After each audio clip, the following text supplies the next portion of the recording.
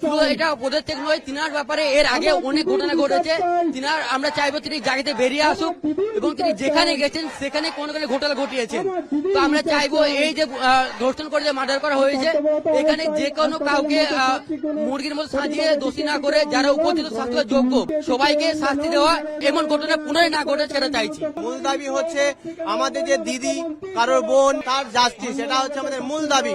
আর মূল দাবি থেকে সরে গিয়ে অন্যতম দাবি হচ্ছে প্রিন্সিপালের পদত্যাগ, যেটা অলরেডি হয়েছে। এটা আমাদের একটা সফলতা, বাট আমাদের সম্পূর্ণ সফলতা তখনই হবে যখন আমাদের দিদির জন্য জাস্টিস পাবো। আমরা খুব খুশি যে আমাদের আন্দোলনটা আস্তে আস্তে ঠিক সাফল্যের দিকে যাচ্ছে এবং আমরা এই আন্দোলন চালিয়ে যাব যতদিন না আমাদের যা যা দাবি আছে সবটা পূরণ হচ্ছে। আমাদের কি এই কর্মবিরতির ফলে পরিষেবা কি ব্যাহত থাকছে? আমাদের কিছুই পরিষেবা বন্ধ নেই, আমাদের এমার্জেন্সি পরিষেবা চালু আছে। শুধু আমরা যারা জুনিয়র ডাক্তাররা তারা কোনো পরিষেবা দিতে পারছি না।